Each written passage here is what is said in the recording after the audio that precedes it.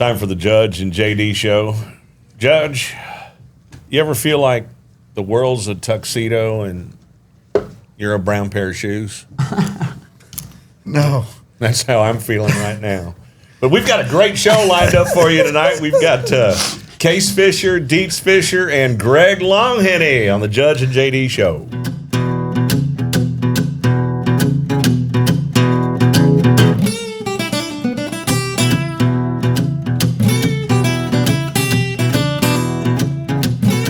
Hey, JD, where's our cap for this week to give away? Right here. I can't see it. Oh, is it here? Oh, it's camo. Oh, there it is. He couldn't see it. So if you give a goofy line, I could give one too. Anyway, back to our drawing here. All right, I get to do it again. Let me see. Well, maybe I can read it.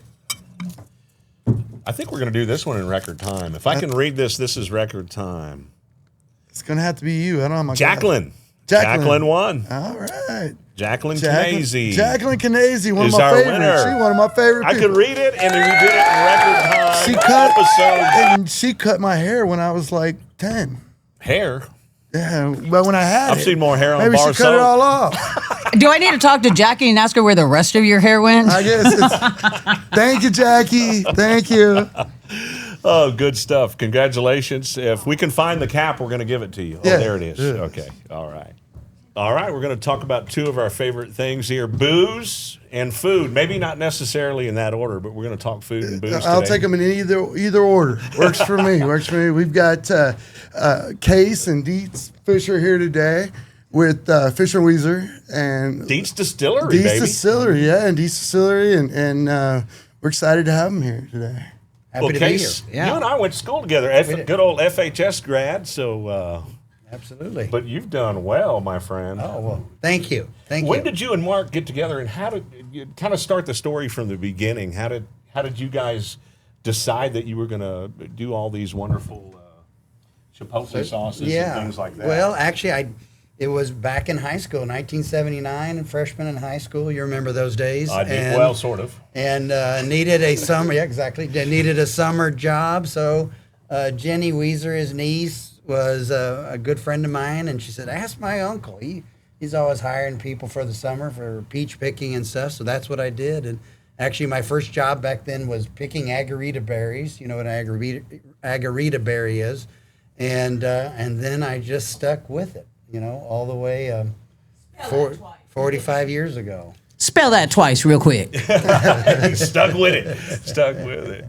Yeah, no, good stuff. No, we appreciate you coming on. I mean, I once was a peach picker myself. Oh, yeah, where yeah. I grew up peach farming, in the early years. To some of our listeners outside of Fredericksburg in the area, Fredericksburg known for peaches Known for first peaches. and antiques, right? And now it's kind of Antiques. developed into the Deer winery hunting, and the yeah. distilleries, and It's developed into all that, but the peaches remain. It's one of those things that's endured all these years, and it's still a big part of our economy here. Oh, yeah. And Judge, we actually started the Weezer family on where we raise peaches right now, have been growing peaches there since 1928. oh wow. And so when I started working for Mark in '79, they were really in the peach business. We had 12,000 peach trees at that time. Dang. Right? Yeah, it was 12,000. So it was a lot of picking crews to pick through that. A lot of it was sold wholesale. Today we have 2,500 trees, 26 varieties, and we sell everything right out the front door. And Right so out the front everything's door. done fresh. Yeah. Wow, that's amazing. Yeah, I grew up in the Stonewall community. So, Sure. kind of a lot of peach orchards. lots out that of peach way. out that Yeah. between here and there, and then my parents had a little country store out there, and I think we sold your products when we were still open. Yeah, for sure and you that did. sort of thing. So now so it just kind of developed into to producing the foods. I mean, We did. Mark's mother and his sister-in-law made jams and jellies that they would sell in the store. And, year after year, I, working there, would see that people would come back from Houston or Dallas or whatever, and they'd buy their case of peach preserves and take it back, and you see them the next year. So I really started seeing the connection between growing the peaches and then making it into a jam or a jelly or a sauce, and actually seeing people smile when they came in to buy it. Absolutely. And we didn't have a lot of wholesale customers, around in Houston, so they had to come back to Fredericksburg to get that. And so that's how we got into it. And then I went to Mark when I was a senior in high school and said, really, I think you could do something with these jams and jellies more than what we're doing. And I went off to A&M and studied food and fiber marketing and came back in, that's right, in 1988, got married and came back here, and we just started hitting the road and selling our food products and then developing all sorts of different sauces and things of that sort. And we haven't stopped. Legendary. Legendary. I mean, let's just call it what it is. It's legendary now. I appreciate that, yeah. Yeah, no, and we love them, and we love the products. And, I can't walk, at HEB, I can't walk by the Philadelphia cream cheese without thinking without of Case and Mark and Fischer and Weezer, right? That is I walk by the cracker aisle, I'm thinking Fischer and Weezer. It's definitely a staple, with, like you say, with the cream cheese, with the pouring the chipotle over the top. Absolutely. Oh man, it's just such a big part of our, not just during the holidays, but especially holidays too. We got to have the cream cheese with the sauce on. Oh, there's some right here. Yeah, absolutely. Look at that. Going to sample some of that in just a little bit. Were you one of the first companies to come up with the idea to put sauce on top of the cream cheese? Well, or how did all that I think kind of that come together? We definitely opened up this sauce, the fruited peppered sauces and stuff with our mango ginger habanero roasted raspberry chipotle sauce.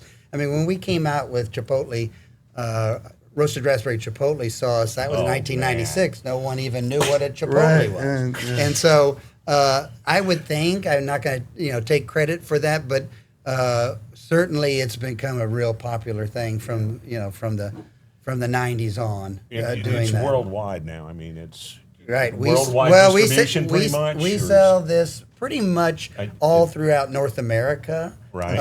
And then we do every so often when the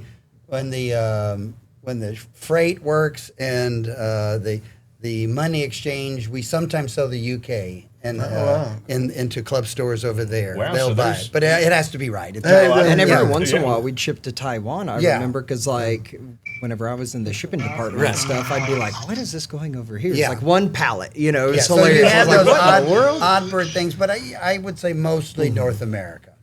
Yeah, but I mean, and a lot in Texas. Oh man, I bet all over the Lone Star State for sure. Which is a country in itself. It is. And your plant's right here in Fredericksburg. Yes. You employ less than a mile from here. Yeah. I just love the Fredericksburg success stories. I love seeing businesses do well here in the community, and I think we talked a little bit about that earlier. I spent a lot of time around the Little League field, like most of us do, with softball, baseball. But man, you can smell. Yeah, you can. Fischer and Weezer's right there by the softball. Oh, field. absolutely. Yeah, But, it's. Talk about some of your products. You've got quite a few, and like you said, the product list seems to be growing. Yeah, right? we believe it or not, we make about 170 different products under our brand name, and but one to really talk about now that has new news is our hot peach and honey. This just won a Sophie Award, and we will find out if we're one of 3 finalists in that category, and we will find out in January in San Diego. Look at that. Where the show is, if we get a gold on that. But that's kind of what launched us. This product right here in 1997, winning the Outstanding New Bestseller, that was a Sophie Award as well. And that really was an inflection point on our company that... You feel like it catapulted you to it another had people level? calling us and say, hey, we heard about that, rather than me calling, would you please buy this product? Right. And so it kind of changed it. It shifted a little bit. But, JD, we have a ton of different products that probably a lot of people don't know about because they're not necessarily in a grocery store. You have to come either online or into our... one of our retail stores here in Fredericksburg and try them because we have all of them there. But from savory to sweet, from jam, jellies to sauces to soups. We have a whole list of products. But it has to be something that it can't be ordinary, or it has to take an ordinary meal and make it extraordinary. It has to do something to the meal and be special, or we really don't come up with like icing on the cake. Exactly. There's the word I was right. saying. It's a good way to put it. I can't wait to try this. I know that does look good. Hot peach and think of a honey lot of sauce. different uses for that. Absolutely. Do we have this well, you out can yet? dig into that. Yeah, where right is there. it? I don't know. Where is it? I'm going to dig into It's right this here one. in this bottle. I'm on mine. That's the traditional cream cheese thing. This was always one of my faves too. It is. Oh, good. I get to try it right there. Am I the first to try this? On the show. On the show, for sure. All right, here we go. Oh, That's excellent. hell yeah. Oh, my goodness. Not too hot, but it has a nice heat to it. No, Perfect. I'm in. Yeah, it's a big deal. There were 1,200 people. It's a blind tasting. And so it's not one of these, one of these contests where you pay $35 and you're going to get a ribbon for sure. Right. So it's a blind tasting, no labels or anything. Chefs are the people do it. So we pray every year when we put stuff, and there are many years where we won't win anything in that. So it is a big testament to our That team. should be a winner. Yeah, I think it's going to be great. I think it's going to be a winner. Yeah. That is real good. You can taste. do so many. This would be great on pork tenderloin and lots of different things. So it's not just Right, a it's cream not cheese. just and cream cheese. Absolutely. I was thinking wings. Oh, yeah. Some chicken wings, Absolutely. Yeah, that'd be good. That would Pretty rock. good stuff. I'm a wing connoisseur, so that would be very good on there. It's football season. Hey, Yeah, for sure. Absolutely. So. Well, the other thing, one of the things I love about Fredericksburg is these family businesses, Me too. Yeah, so can you tell us a little bit about the distillery? Well, Dietz So- Fischer. I go out Yes, there with that's the me. Weinheimer tours. By the way, I got to toot my own horn. I won the Fredericksburg Standard Reader's Choice for Best Transportation. yeah. Wow, Nice. nice. Bam! Well, thank you. Congratulations. Thank you very much. But we stop. We Yeah, stop over yeah, there all the we time. see- yeah, as it's much been as we great. can, Yeah. but great facility there. Oh, thank you. Yeah, well, I always wanted to work with the family business from since I was real little, because you grew up in it, and I kind of always jokingly said in high school, I was like, well, what other industry do you get to eat as your job? Right. Trying new things and all that stuff. But I didn't really know exactly where. I had to go off to college, and I was like, well, I'll get a mechanical engineering degree. I'll use it for something, but I don't know exactly where I'll fall in the family business. But I want to fall in somewhere.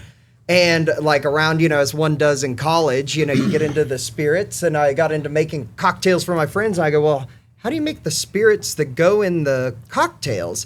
And I was back in town one day, and my dad kind of offhand, he's always worked with the Nimitz, doing just volunteering and stuff. And he was like, I met this guy, Dan Garrison, a real nice guy, he's got this distillery out in High. And I go, everyone else is getting internships. I wonder if Dan will give me an internship. So I called him up, and he was like, well, if the guys like you, and did that, a summer, Monday through Sunday, 5 to 5. He was like, if the guys like you, and I went and met with Donis and their master distiller, and at the end of the day, I was like, did I pass? I was like 20. I was like, did I pass? How does this work? And he goes, yeah, you seem nice enough. And I'm like, cool, when do I start? He's like, well, we're not paying you, so whenever you want to come. And I was like, well, what are your operating hours? And he's like, well, we got someone here Monday through Sunday, 5 a.m. to 5 p.m. And I thought to myself, I was like, well, I want to learn. So I did that for the summer, 5 to 5, Monday through Sunday, learned a ton from him. And he's kind of been a mentor over the years with the distilling and stuff. And of course, we grow peaches, and we have family friends in Austria that do apricot brandy, pear brandy. And I was like, well, this works perfectly. This would be how this kind of can incorporate into the family Now, business. Dietz, didn't you study overseas? Yes, well, I worked correct with. in saying that? Yes, Is so that the I correct worked. term? So first, I worked over there for a summer with our friend, and then after college, I got a diploma in distilling from the Institute of Brewing and Distilling, and it's based in the UK. But whenever they have a distance program, it's like a 3-year program, and I was like, well, I've got the hands-on stuff. I got to start working at some point, I can't just go tell my parents, hey, I'm going to go off to UK for 3 years after 5 years of college for the engineering. So, yeah, that would have been bad. Yeah, exactly. And so I was heading up our shipping department and stuff, and could take those classes, fit them in with the work schedule and stuff, and just kind But of. then you interned in Austria as well. Oh, yeah, that's what I was saying Okay. earlier. Yeah, exactly, with Marcus. So that was kind of the hands-on kind of stuff with all the fruit spirits and everything. And then kind of slowly pieced it together, and I remember I told my dad once, I go, well, I have a little money saved up, but I don't have enough. I really want a German still, but getting it over here, it's going to be too expensive. He goes, well, I don't know about a new still, but you're paying to be in part of the American Distilling Institute, and they've got a peer-to-peer platform. I'm sure you'll be able to find used equipment. Right. And I was like on there, checking it. And sure enough, there was a German still guy shutting down his distillery in Connecticut. And I was like, went over to, of course, being small town, went over to Security State. And I was like, I've got the down payment. Will y'all approve me? And they're like, yeah, you're good. And then it sat in storage for several years before we could actually, start putting it together and build the still house and everything. And we had to put that thing together with basically Nokia cell phone photos of it put together. Dang. I mean, it was Wow. kind of stressful during that part. I brought a friend in who's also an engineer. I go, I think we can do this together, and spent a day putting it all together, and it ended up working, which was kind of a miracle in Now of itself. the equipment inside now. Oh, too. exactly. Inside. No, Yeah. literally. It From was the ground up, crazy. Yeah. So- But then we opened like November 2021, and we're right next to Das Beach House, and we do cocktails, tastings. We don't have like an official tour, but literally like here's the tasting room, here's the still house. So like people are like, do you have a tour? I'm like, well, I can take you out there and show you around, and I'll tell you the process. We actually had one right before this podcast. That was a lot of fun. So. And it's a gin product? Yes, so we do. Yes, so the kind of passion project, or so to speak, our peach and pear brandy, because it's about like roughly 20 pounds of fruit per bottle, and peaches aren't. And even though we get some from our orchard, we have to get some from Studebaker, but all local Fredericksburg peaches and Yenski and Vogel and all of them. Like we're real good friends with them, so we get some from them. And it just that was our passion project because we grow peaches. And then I was like, well, I love gin, so why not do a gin? You can get the botanicals year round, they're dried. And then the other thing we did was raspberry vodka. Those were kind of our first four. And the raspberry vodka was real great just because roasted raspberry chipotle sauce. So like it kind of tied in with our family business.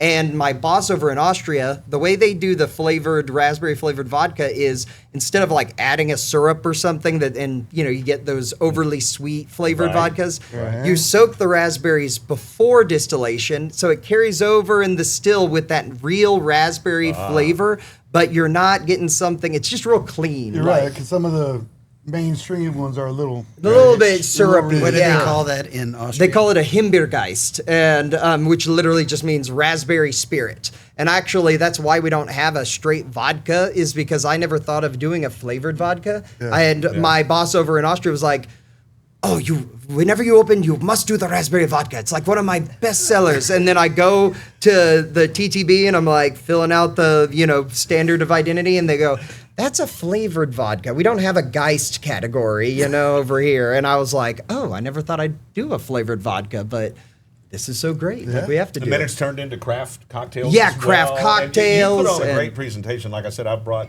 several groups by anytime I can, and y'all just do a great presentation for your tastings. And Oh, so thank forth. you. Well, Yeah. it drives my sister nuts because I tend to be a little long-winded. She's much more efficient than me, and like she's we like, hadn't noticed that. yes, exactly, yeah. I get in trouble for being long-winded. Too. Oh yeah. You're good. Well, and and then the other thing that was like so great too was we just opened doing our cocktails and all that. And my mom comes to me and she goes, "What about like drink mixes? Like it's the same equipment as like making the jams and jellies. So why don't we do drink mixes?" And I'd never even thought about that. And I go, I mean, do you think? Yeah, I was like, do you think? She's like, I think they'll do really well. And I was like, okay. So we kind of worked and we did a line about 6. Like the first time we did the first round, and we actually just came out with these two. We've got we always played around with the roasted raspberry chipotle sauce, like kind of, but it's the consistency of a sauce is a little thicker than a drink mix and all that kind of stuff. So you kind of have to doctor it to make it like just on its own as an ingredient for cocktails. But then we were like, well, why don't we just do that in the bottle? And we did the roasted raspberry chipotle like cocktail mix.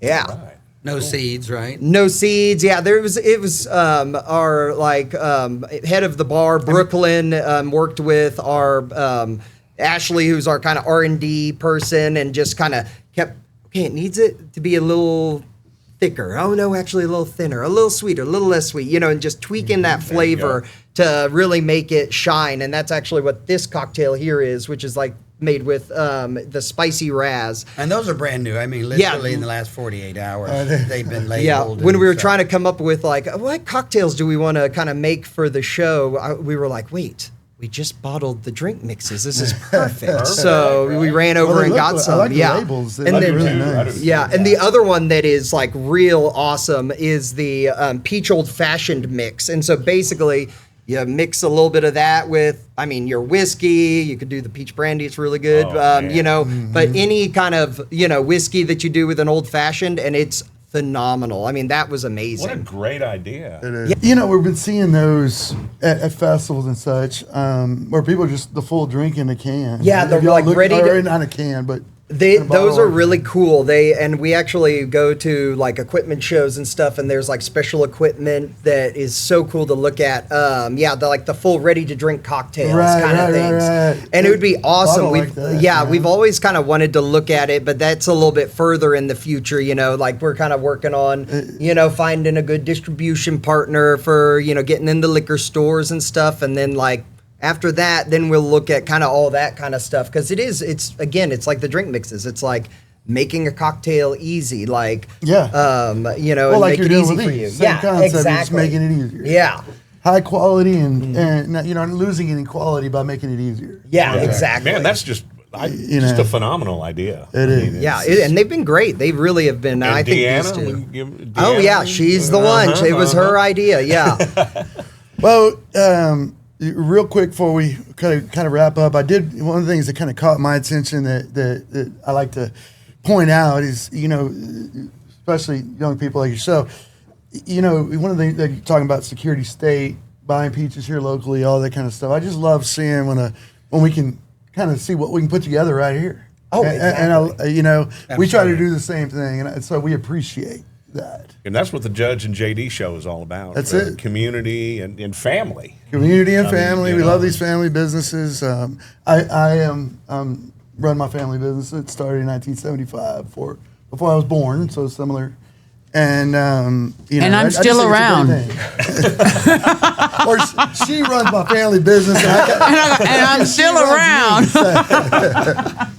Anyway, her and Kristen are the bosses. But exactly. Anyway, but I just the family business, the local business thing, I think is a cool thing. I think that's like one thing that really always drew me back. I had some friends who always were like, when I was growing up, it's like, got to get out of Fredericksburg. And I was always like, well, but like the community and like, everyone works together, to build, what we build here. And I'm like, it's such, if there's a place for me back, with the family business, like that would be my like dream, because I love Fredericksburg, and love to keep it alive. Like, we have probably like versus like back in the 70s, we had 30, 40 peach growers. Now we're kind of like 12, 13, kind of around there. And you have less, but like, the ones that are still here, it just, we all really work together to keep it going and, keep the town alive and exciting for the next Dietz generation. is engaged now, so there might be more Fishers. Yes, exactly. Congratulations. Yes. Just in the same way she keeps me in line. Yeah, that's right. Thank you, Case, for coming in. Anything you want to add about Fisher and Weezer before we wrap up? No, just come out and see us. We'd love to see you. All right, and cheers to Kristen, who's got a birthday. My daughter Ella's got a birthday today as well, so let's do a little cheers. Happy birthday, Chase everybody. on the way out. Thanks, guys. Thank you. We appreciate it a lot. Well, thank you so much for joining us on the Judge and JD show. Make sure you like, subscribe, and get notified. We're up to how many subscribers? About 1,000 subscribers with like 25,000 views. It's insane. It's going crazy good. Thank you. Thank you. Our viewers have been so good to us, and we appreciate it a whole lot. I think we found that balance of, because everybody wants a little piece of Fredericksburg, so hopefully we can offer that to our viewers far and wide and talk community, but also the Texas music scene and the local music scene. It just seems to all be jiving. You can't beat it, and it's just good stuff, good people that have taken their time out. And Fischer and Weezer, that food, those pecans today, oh my gosh. That was some great food. And great guys, a lot of fun. So it was nice visiting with Dietz and Case, and of course Greg Longhenny, great musician right here in Fred. So good stuff today. Good stuff. We'll be back next week too.